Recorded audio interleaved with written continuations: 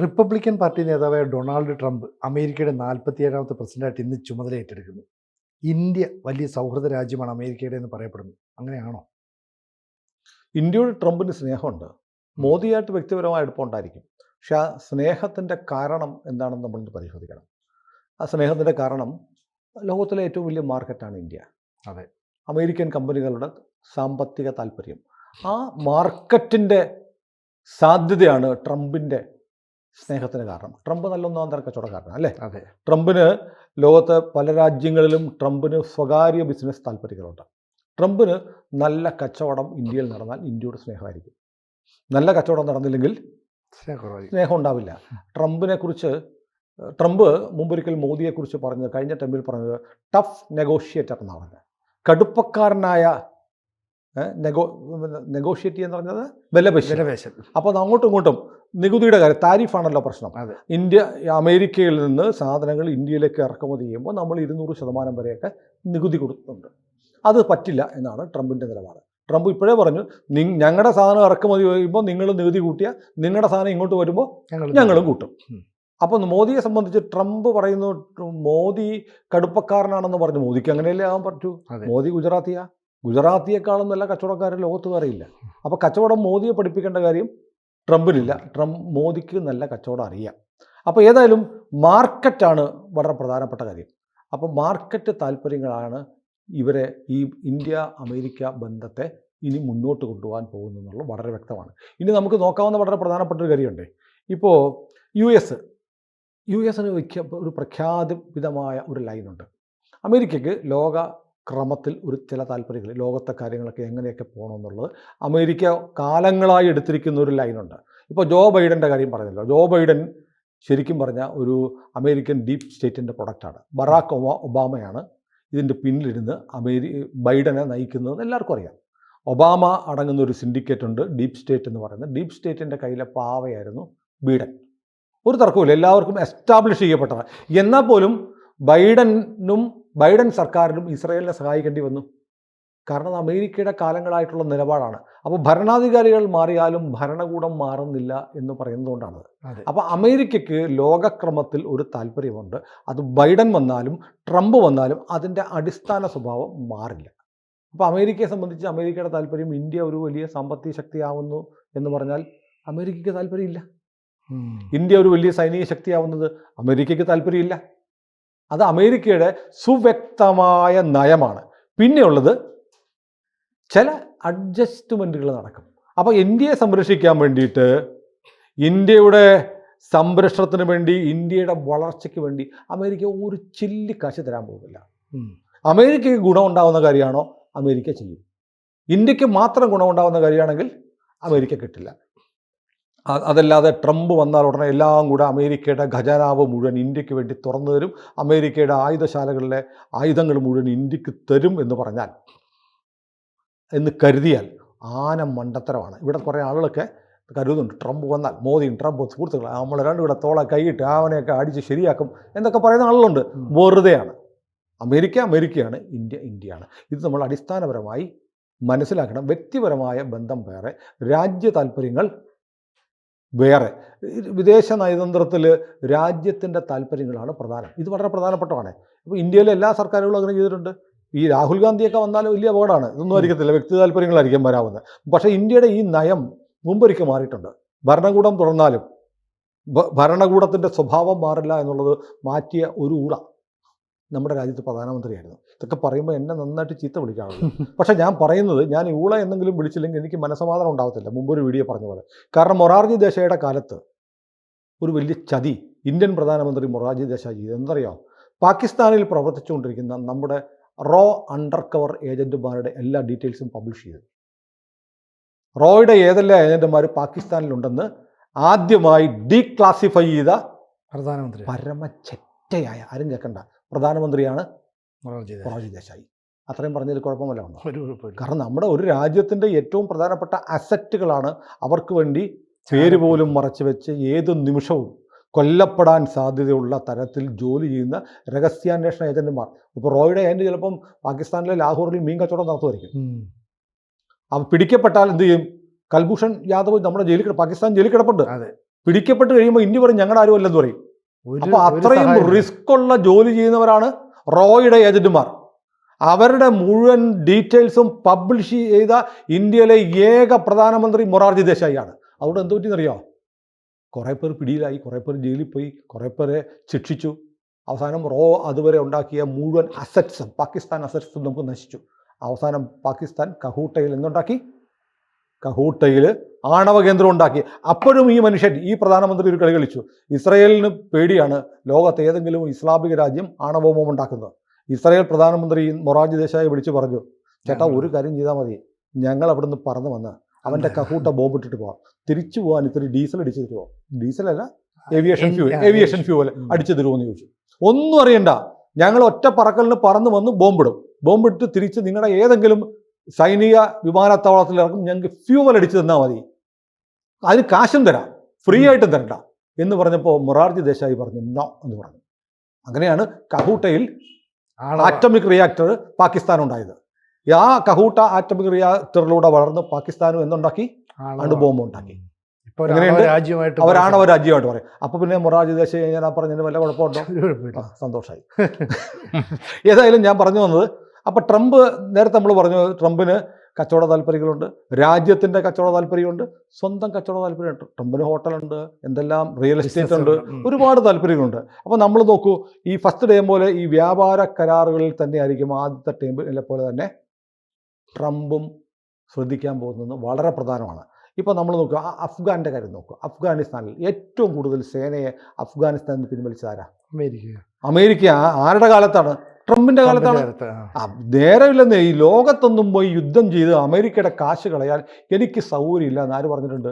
Trump പറഞ്ഞിട്ടുണ്ട്. നാറ്റോയുടെ കാര്യം പറഞ്ഞിട്ടുണ്ട്. നാറ്റോയിൽ കുറേ ഊളന്മാരുണ്ട്. ട്രംപ് ഉപയോഗിച്ച ഭാഷ ചില ഫൂൾസ് നാറ്റോയിലുണ്ട്. ഇവന്മാർക്ക് എന്ത് പ്രശ്നം വന്നാലും നമ്മൾ സംരക്ഷിക്കണം. ഒരു ഇൻഷുറൻസ് എടുത്താൽ അതിന് പോളിസി അടയ്ക്കണം. ഇത് പോളിസി അടയ്ക്കത്തില്ല, ഇവന്മാർക്ക് പ്രശ്നം ഉണ്ടായാൽ ഞങ്ങൾ അമേരിക്ക കാശെടുത്ത് സഹായിച്ചുകൊണ്ടിരിക്കണം. ഈ പരിപാടി പറ്റൂല എന്ന് പറഞ്ഞു. ഉക്രൈനോട് പറഞ്ഞിരിക്കുന്നത്, നിനക്ക് വേണ്ടി യുദ്ധം ചെയ്യണം, നീ ചെയ്തോണം, ഞാൻ വന്നു കഴിഞ്ഞാൽ 5 പൈസ തരത്തില്ല, ഒരു പൊട്ടാസ് പോലും തരത്തില്ല എന്ന് സെലൻസ്കിയോട് പറഞ്ഞിട്ടുണ്ട്. ഇത് അമേരിക്കയുടെ നയമാണ്. പിന്നെ മാത്രമല്ല, അമേരിക്കൻ പ്രസിഡന്റുമാരിൽ തൻ്റെ കാലത്ത് ഒരു യുദ്ധം പോലും നടത്താത്ത ഒരു അമേരിക്കൻ പ്രസിഡന്റ് ട്രംപായിരുന്നു. ട്രംപ് ഒറ്റ യുദ്ധം നടത്തിയിട്ടില്ല. ട്രംപിന് യുദ്ധത്തോട് താല്പര്യമില്ല. കാരണം ട്രംപ് നോക്കുമ്പോൾ യുദ്ധം നടത്തുമ്പോഴത്തേക്ക് ഇപ്പം നോക്കൂ, അമേരിക്കയ്ക്ക് എന്താ കാര്യം? റഷ്യയും ഉക്രൈനും തമ്മിൽ, പുടിനും സെലൻസ്കിയും തമ്മിൽ അടി. കാശ് കൊടുക്കുന്ന മുഴുവൻ ആരാ? അമേരിക്കയ്ക്ക് എന്ത് കിട്ടുന്നുണ്ട്? ഇത് എന്തിൻ്റെ സൂക്കേടാണ്? എന്നാൽ പിന്നെ ഞാൻ വല്ല മരത്തെ കയറിയിട്ട് കൈവിട്ടാൽ പോരെ എന്ന് ചോദിക്കുന്ന പോലെയാണ്. ഇതിനൊന്നും നേരമില്ല. അങ്ങനെ ലോകത്തുള്ളവരെ മുഴുവൻ യുദ്ധത്തിൽ സംരക്ഷിക്കുക എന്നുള്ള അമേരിക്കയുടെ പണിയല്ല എന്ന് പറയുന്നു. അങ്ങനെയാണെങ്കിൽ നാളെ ഇസ്രയേലിൻ്റെ കാര്യത്തിൽ എന്ത് ചെയ്യും? ഇസ്രയേലിൻ്റെ കാര്യത്തിൽ ലൈനിൽ ഇത്തിരി വ്യത്യാസമുണ്ടാകും. കാരണം ഇസ്രയേൽ എന്ന് പറയുന്ന അമേരിക്കയുടെ ഒരു ടൂളാണ്, അമേരിക്കയുടെ ഒരു സംസ്ഥാനം പോലെയാണ്. ഇപ്പം അമേരിക്കയ്ക്ക് ഇറാനിൽ ഒരു പണി കൊടുക്കണം, അമേരിക്ക പറയും നീ പോയി അടിച്ചോടാന്ന് പറയും. പിന്നെ ഞങ്ങൾ അത് അമേരിക്കയുടെ ഒരു കൊച്ചു ഗുണ്ടയാണ്. അമേരിക്കയുടെ കീലേരി വെച്ചുമാണ് ഇസ്രയേൽ. ഇസ്രയേലിന് കാശ് കൊടുക്കുക, ഇസ്രയേലിന് ആയുധം കൊടുക്കുക, അമേരിക്കയ്ക്ക് ഓപ്പറേറ്റ് ചെയ്യാനുള്ള കാര്യങ്ങൾ ഇസ്രയേലിനെ കൊണ്ട് നടത്തിക്കുക എന്നുള്ളത് കാലങ്ങളായി. ഇസ്രയേലിൻ്റെ ചരിത്രം എടുത്താൽ അമേരിക്കൻ താല്പര്യങ്ങൾ സംരക്ഷിക്കാൻ വേണ്ടിയിട്ടാണ് ഇസ്രയേൽ ഏറ്റവും കൂടുതൽ പണിയെടുത്തിട്ടുള്ളത്. അമേരിക്കൻ താല്പര്യങ്ങൾ ഇസ്രയേലിൻ്റെ താല്പര്യവും കൂടിയാണ്. അപ്പോൾ അതുകൊണ്ട് ഇസ്രയേലിന് ചെയ്യും, വേണ്ടി വന്നാൽ ഇനി ചെയ്യാമെന്നുള്ള. ഇപ്പോൾ ഗാസ ഇപ്പോൾ വെടിനിർത്തൽ വേണമെന്നും ആര് പറഞ്ഞു? ട്രംപ് പറഞ്ഞു. ഞാൻ വരുന്നതിന് മുമ്പ് വെടിനിർത്തിയില്ലെങ്കിൽ, ബന്ദികളെ വിട്ടില്ല, നിന്നെയൊക്കെ ഏറ്റവും മോശപ്പെട്ട നരകത്തിലേക്ക് തള്ളുന്നതാണ് ട്രംപ് പറഞ്ഞത്. ശരി, അപ്പോൾ എന്ത് ചെയ്യും? ഇനി ഈ യുദ്ധം ഇങ്ങനെ നീട്ടിക്കൊണ്ടുപോകാൻ ട്രംപ് സമ്മതിക്കുമോ? ഇല്ല. ഞാൻ കരുതുന്നത് ട്രംപ് ഗാസയുടെ ഏതെങ്കിലും ഭാഗം കൊടുത്തിട്ട്, നിങ്ങൾക്ക് എന്താ വേണ്ടത്? നിങ്ങൾക്ക് പാലസ്തീൻ രാജ്യം വേണം, എന്നാൽ അവിടെ ഏറ്റവും കൊള്ളുകയില്ലാത്ത ഒരു ഭാഗം പിടിച്ചെടുത്ത് ഇത് പാലസ്തീൻ രാജ്യം, മേലാൽ ഈ വേലിക്ക് പുറത്തിറങ്ങിയിരിക്കുന്ന ഒരു പാലസ്തീൻ രാജ്യം ട്രംപിൻ്റെ കാലത്ത് വരും. വന്നാലും അത്ഭുതമില്ല. എന്നിട്ട് പറയും, ലെബനോൺ നീ കുറെ പിടിച്ചില്ലേ, അത് നീ എടുത്തോ. സിറിയ നീ പിടിച്ചില്ലേ, അതും നീ എടുത്തോ. ഇനി ഈജിപ്തി വല്ലതും വേണോ, ആ ഫിലാഡൽഫിയ കോറിഡോറും നീ എടുത്തോ. എന്നിട്ട് നീ വിശാല ഇസ്രയേൽ എന്നും പറയാം. തീർന്നേ, പ്രശ്നം തീർന്നേ, ഇനി അടി വേണ്ടേ? ഇതായിരിക്കാം ഒരുപക്ഷെ ട്രംപിൻ്റെ മിഡിൽ ഈസ്റ്റിലെ നയം. ഏതായാലും റഷ്യൻ യുദ്ധം അവസാനിക്കും. വളരെ മുമ്പ് പറഞ്ഞിട്ടുണ്ട്, ഞാൻ വന്നാൽ 1 മണിക്കൂർ കൊണ്ട് എനിക്ക് തീർക്കാൻ കഴിയും, ഒറ്റ ഫോൺ കോളിൽ തീർക്കാൻ കഴിയും റഷ്യ ഉക്രൈൻ യുദ്ധമെന്ന് ട്രംപ് പറഞ്ഞിട്ടുണ്ട്. അപ്പോൾ ഇത് മൊത്തത്തിൽ ഈ ലോകത്തിലുണ്ടാകുന്ന മാറ്റമാണ്. പക്ഷേ ഇന്ത്യക്ക് എന്ത് ഗുണം എന്ന് ചോദിച്ചാൽ, ഞാൻ വളരെ പ്രധാനപ്പെട്ട ഒരു കാര്യം പറയാം. ട്രംപ് ഏപ്രിൽ മാസത്തിൽ ഇന്ത്യയിലേക്ക് വരുമെന്ന് പറഞ്ഞാൽ, അതെ, ഏപ്രിൽ ട്രംപും വരുന്നു, നെതന്യാഹുവും വരുന്നു എന്ന് കേൾക്കുന്നുണ്ട്. ഒരുപക്ഷെ രണ്ടുപേരും ഒന്നിച്ചു വന്നാൽ പോലും അത്ഭുതമില്ല. കാരണം നെതന്യാഹുവിനും വരാം, അവിടുത്തെ യുദ്ധം ഏതാണ്ട് സീസ് ഫയർ വരികയാണ്. പക്ഷേ നെതന്യാഹുവിന് വലിയ ഭീഷണിയുണ്ട്. മന്ത്രിസഭ താഴെ ബെൻഗീവർ അടക്കമുള്ള ആളുകൾ പിൻവലിച്ചിട്ടുണ്ട്. മന്ത്രിസഭയിൽ പ്രശ്നമാണ്. ഏതായാലും നെതന്യാഹുവും ഇന്ത്യയിലേക്ക് വരുന്നുണ്ട്, ട്രംപും വരുന്നുണ്ട്. ഏപ്രിൽ മാസത്തിൽ, അതായത് അധികാരം ഏറ്റെടുത്ത് 2-ാം മാസം തന്നെ ഇന്ത്യയിലേക്ക് വരികയാണ്. ട്രംപ് വരുമ്പോൾ ട്രംപിൻ്റെ കൂടെ വരുന്ന ആരാന്നറിയാമോ? അവിടുത്തെ വമ്പൻ കമ്പനികളുടെ സിഇഒമാർ വരും. കാരണം അവരിവിടെ വന്നിട്ട് അവരിവിടെ പുതിയ വ്യവസായങ്ങൾ തുടങ്ങും, ഇവിടെ പുതിയ തൊഴിലവസരങ്ങൾ ഉണ്ടാവും. ഇപ്പോൾ ഫോർഡ് ഇന്ത്യയിൽ നിന്ന് പൂട്ടിപ്പോയി അല്ലേ? ഓട്ടോമൊബൈൽ രംഗത്ത് ഫോർഡ് തിരിച്ചു വരാൻ പോവാ.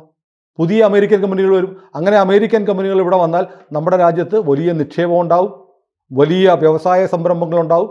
പക്ഷേ നമ്മൾ തിരിച്ചും ചില ടാക്സുകളൊക്കെ കൊടുക്കേണ്ടി വരും. പക്ഷേ അതിനകത്ത് വേറെ പ്രശ്നമുണ്ട്. കാരണം എന്ന് പറഞ്ഞാൽ ഇപ്പോൾ ഈ ചൈനയിലെ ഒരു എന്താ പറയുന്നത്, ഒരു പ്രൊഡക്ഷൻ ഹബ്ബായിട്ട് മാറി. ആ പ്രൊഡക്ഷൻ ഹബ്ബ് ഇനി വളരണ്ടെന്ന് പറഞ്ഞിട്ട് ചൈനയിലെ കുറേ ഇൻവെസ്റ്റ്മെൻറ്റ് ഇന്ത്യയിലേക്ക് മാറ്റുമെന്ന് പറയും. പക്ഷേ ഇന്ത്യയിലേക്ക് പൂർണ്ണമായിട്ട് അമേരിക്ക പ്രൊഡക്ഷൻ മാറ്റിയില്ല. പകരം അത് പല രാജ്യങ്ങളിലേക്ക് സ്പ്ലിറ്റ് ചെയ്തു. ജപ്പാനിലേക്കും സൗത്ത് കൊറിയയിലേക്കൊക്കെ കൊടുത്തു. അപ്പോൾ അതിൻ്റെ ഫലമായിട്ട് ഇന്ത്യ ഒരു സാമന്ത രാജ്യമല്ല എന്ന് അമേരിക്കയ്ക്ക് ബോധ്യപ്പെടുന്ന കാലത്തോളം ഇന്ത്യയിൽ പൂർണ്ണമായൊരു നിക്ഷേപം അമേരിക്ക നടത്തുമോ? ഈ ബിസിനസ്സുകാരൊക്കെ വന്നാലും ഒരു പരിധി വരെയുള്ള നിക്ഷേപം, കാരണം ആ സൗഹൃദം നിലനിർത്താനുള്ളൊരു നിക്ഷേപം എന്ന രീതിയിലേ പോവുള്ളൂ. അല്ല, അതിനകത്തിപ്പോൾ മാറ്റമെന്ന് വെച്ചാൽ പ്രധാനപ്പെട്ട ട്രംപിൻ്റെ ഇനാഗുറേഷനിൽ ചൈനീസ് പ്രസിഡന്റിനെ വിളിച്ചു. ഇന്ത്യയിലേക്കും മാത്രമല്ല ചൈനയിലേക്കും പോകുന്നുണ്ട്. ട്രംപിന് വയ്യെന്നേ, ചൈനയായിട്ടൊന്നും യുദ്ധം ഉണ്ടാക്കാൻ നേരെയില്ല. കച്ചവടം നടക്കട്ടെ, എനിക്ക് ഗുണം ഉണ്ടാവണം, എൻ്റെ മക്കൾക്കും കാശുണ്ടാവണം, അമേരിക്കക്കാർക്കും കാശ് വേണം. അപ്പം നാളെ എന്ന് പറയുന്നത് യുദ്ധമല്ല, ട്രേഡാണ്, കച്ചവടമാണ്. ഇനി നടക്കാൻ പോകുന്നത് വ്യാപാര യുദ്ധമാണ്.